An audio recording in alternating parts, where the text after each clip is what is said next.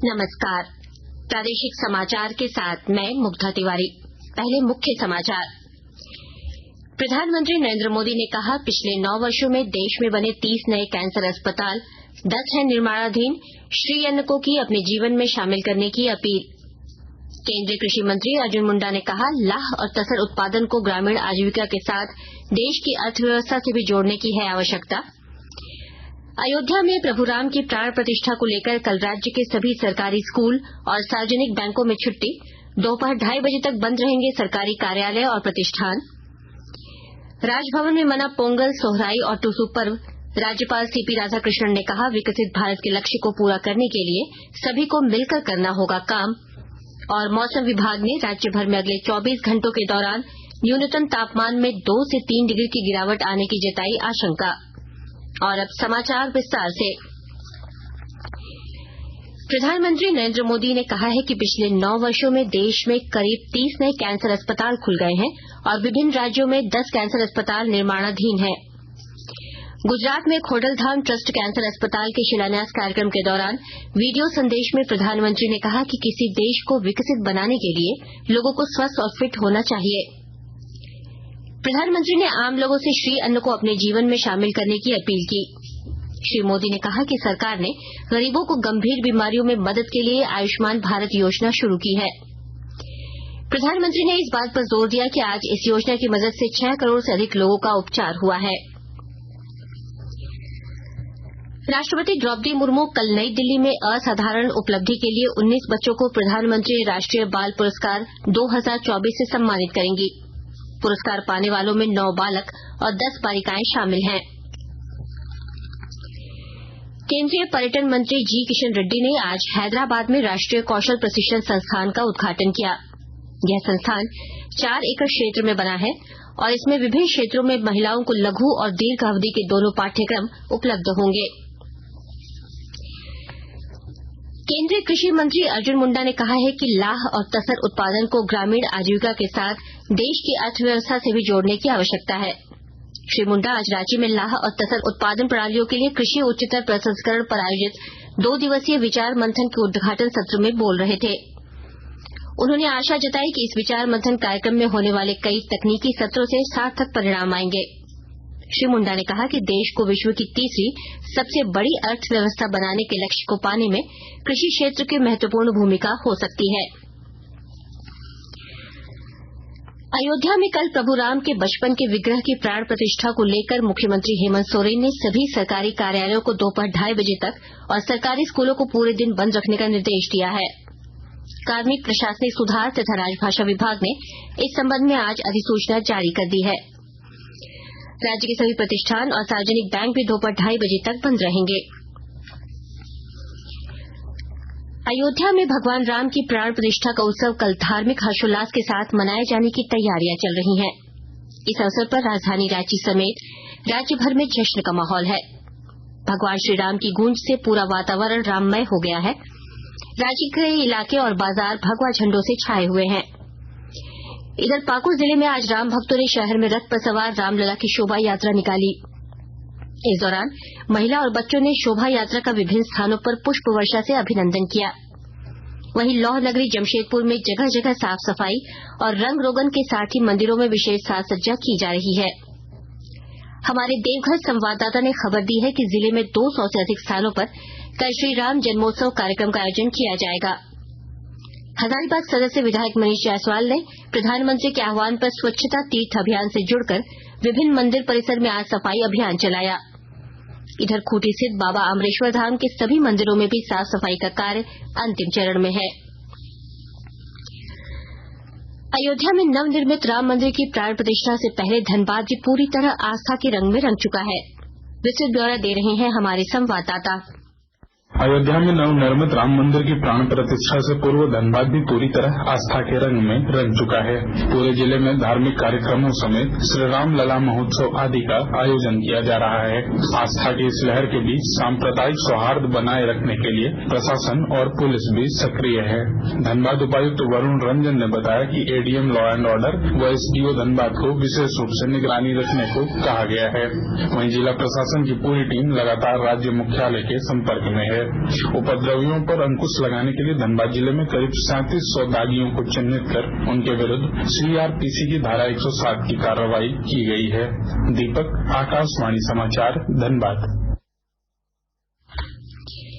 प्रधानमंत्री नरेंद्र मोदी ने आज भगवान श्री राम को समर्पित 3 भजन साझा किए हैं। कई सोशल मीडिया पोस्ट में प्रधानमंत्री मोदी ने अनुराधा पौडवाल द्वारा गाए गए राम भजन की सराहना की है और कहा है कि रामलला के जीवन और महिमा से संबंधित भावनाएं भाव विभोर करने वाली हैं। श्री मोदी ने शंकर महादेवन द्वारा रचित राम गीत को साझा करते हुए कहा कि यह गीत भक्तों के बीच उत्साह को दर्शाता है। आकाशवाणी के ताजातरीन समाचारों के लिए आप हमारी वेबसाइट newsonair.com पर लॉग ऑन कर सकते हैं। ताजा समाचार X handle @AIR news alerts और Facebook page All India Radio news पर भी उपलब्ध है। आप प्रादेशिक समाचार एकांश के एक्स हैंडल @AIR न्यूज _रांची और फेसबुक, इंस्टाग्राम पेज तथा YouTube channel AIR news Ranchi पर भी हमारे बुलेटिन सुन सकते हैं। प्रादेशिक समाचार आप आकाशवाणी रांची से सुन रहे हैं। शेष समाचार इस विराम के बाद। सरकारी एवं सरकारी सहायता प्राप्त स्कूलों में कक्षा 1 से 8 तक के सभी बच्चों को हर दिन अलग अलग मेन्यू के अनुसार पका पकाया गर्म एवं पौष्टिक भोजन देने का प्रावधान। सप्ताह में 2 दिन अंडा या फल पाने का भी है अधिकार। खाद्य आयोग द्वारा जारी। पीला कार्ड धारी PVTG परिवार को 35 किलो अनाज मुफ्त में घर तक है पहुंचाना। गुलाबी कार्ड वालों को प्रति सदस्य 5 किलो अनाज और पीला कार्ड धारी को 35 किलो अनाज प्रति परिवार है मिलना। निःशुल्क मिलना है अनाज। रसीद से जरूर करें मिलान। खाद्य आयोग द्वारा जारी। प्रादेशिक समाचार में आपका एक बार फिर स्वागत है। राज्यपाल CP राधाकृष्णन ने वर्ष 2047 तक विकसित भारत के लक्ष्य को पूरा करने में हर किसी को प्रतिबद्धता के साथ प्रयास करने की अपील की है। राज्यपाल आज राजभवन में पोंगल, सोहराई और टुसू पर्व के साथ साथ त्रिपुरा, मेघालय और मणिपुर के राज्य स्थापना दिवस के उपलक्ष्य में आयोजित एक समारोह को संबोधित कर रहे थे। इस अवसर पर उन्होंने देश के विकास के लिए सभी से साथ मिलकर कार्य करने का आह्वान किया। ग्रामीण विकास विभाग की ओर से राज्य में अबुआ आवास योजना की शुरूआत 23 जनवरी से होगी। विभाग के सचिव चंद्रशेखर ने बताया कि खूंटी जिले से इस योजना की शुरूआत कराने का प्रस्ताव है। राज्य सरकार ने इस वित्तीय वर्ष के अंत तक इस योजना से 2 लाख लाभुकों को आवास की स्वीकृति देने का लक्ष्य रखा है। इधर खूंटी के उपायुक्त लोकेश मिश्रा ने बताया कि खूंटी में इस वित्त वर्ष के लिए 3800 लाभुकों का चयन कर लिया गया है। इस योजना के तहत लाभुकों को पहली किश्त में आवास की स्वीकृति के समय 30,000 रूपये दिए जाएंगे, वहीं दूसरी में 50 और तीसरी किश्त में 1 लाख रूपये प्रदान किए जाएंगे। अब वो आवास योजना से 3 कमरों का पक्का घर बनाया जाएगा। राज्य के मंत्रिमंडल निर्वाचन विभाग ने मतदाता सूची के विशेष संक्षिप्त पुनरीक्षण कार्यक्रम के प्रकाशन का कार्य पूरा कर लिया है। इस संबंध में कल अपराह्न 1 बजे संवाददाता सम्मेलन में पूरी जानकारी दी जाएगी।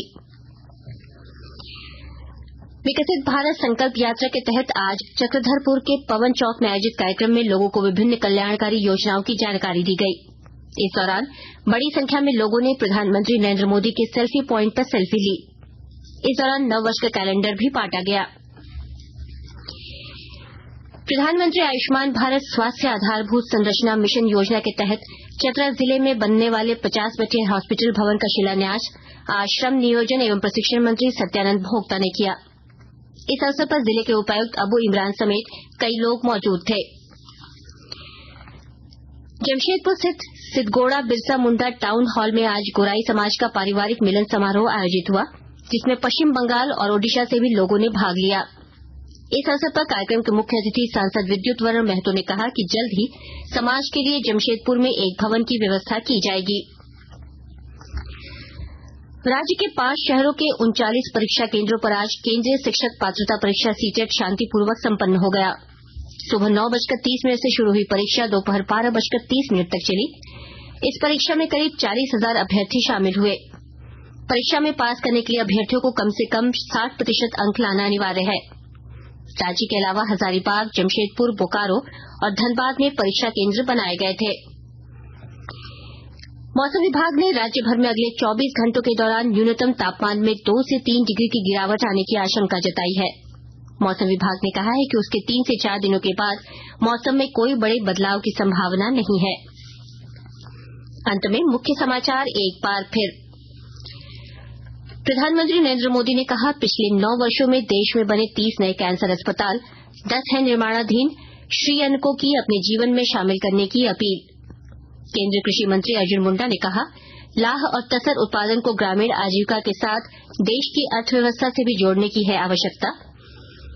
अयोध्या में प्रभु राम की प्राण प्रतिष्ठा को लेकर कल राज्य के सभी सरकारी स्कूल और सार्वजनिक बैंकों में छुट्टी।